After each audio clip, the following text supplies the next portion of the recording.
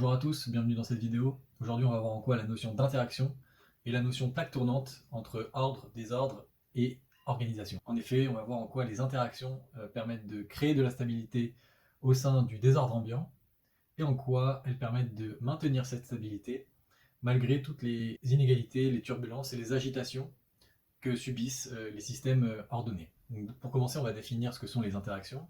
Euh, et également définir les interactions comme étant des actions réciproques qui modifient le comportement ou la nature des objets, des phénomènes, des éléments, soit en présence ou en influence. On va voir 4 points importants dans la notion d'interaction. D'abord, les interactions supposent des éléments, des corps ou des objets qui puissent se rencontrer. Ensuite, les interactions supposent des conditions de rencontre, donc des turbulences, de l'agitation, des inégalités, des flux contraires. Troisièmement, les interactions obéissent à des contraintes, des déterminations initiales qui tiennent à la nature des éléments, des objets ou des êtres qui vont être amenés à se rencontrer. Et enfin, les interactions deviennent dans certaines conditions des interrelations, c'est-à-dire donc des phénomènes organisateurs. Donc là, on voit bien que l'organisation nécessite des interactions, les interactions nécessitent des rencontres, et les rencontres nécessitent du désordre, des turbulences, de l'agitation, etc.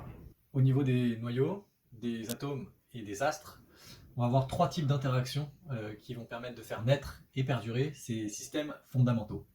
On va avoir les interactions fortes qui vont permettre la création des noyaux, qui vont permettre de lier les protons et les neutrons au sein des noyaux des atomes, qui vont leur donner une cohésion très stable. On va avoir les interactions gravitationnelles, qui vont permettre la création des galaxies, la formation des étoiles, par exemple. Et puis on va voir les interactions électromagnétiques qui vont lier les électrons au noyau des atomes, mais également les atomes entre eux pour former des molécules. Pour illustrer ces phénomènes d'interaction organisateurs, Edgar Morin nous propose 2 exemples. Le premier exemple, c'est une illustration. Imaginez que vous ayez une grosse boîte remplie de plein de petits cubes. Ces petits cubes, sur les petits cubes, il y a 2 faces qui sont recouvertes d'une bande magnétique. Donc vous prenez cette grosse boîte et vous la secouez. En la secouant, vous allez avoir les cubes qui vont rentrer en interaction les uns les autres et qui vont, du fait des interactions électromagnétiques, se lier entre eux. Vous allez avoir une forme d'organisation qui va se créer. Vous répétez l'opération, vous resecouez. Là, il va y avoir certains cubes qui vont se lier de nouveau entre eux et puis certains qui vont s'agréger aux structures qui se sont déjà créées. Et donc au final, vous allez avoir une forme d'organisation qui se sera créée grâce à la secousse, aux secousses, donc aux turbulences que vous aurez générées. Ce qui est remarquable, c'est que vous avez beau avoir le même nombre de cubes dans la boîte, si vous répétez l'opération donc de 0, vous allez de nouveau avoir une forme d'organisation qui va se créer, mais elle sera différente de la première, enfin, probablement.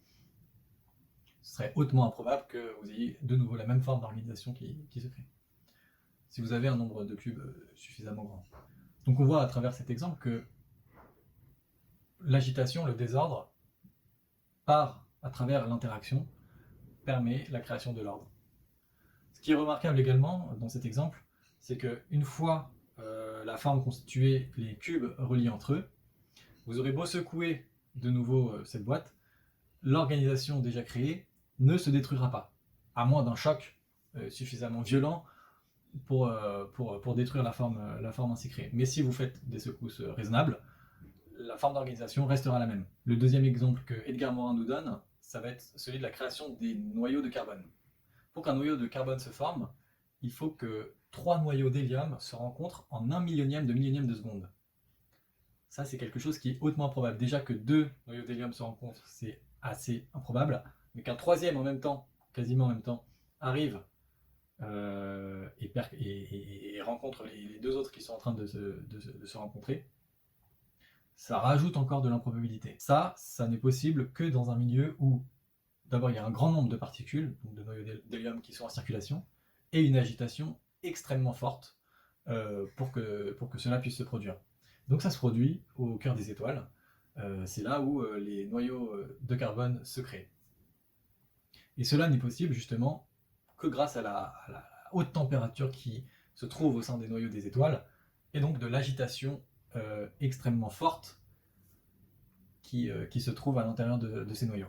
Ce qui est remarquable dans la création du noyau de carbone, c'est que une fois créé, le noyau de carbone est très stable.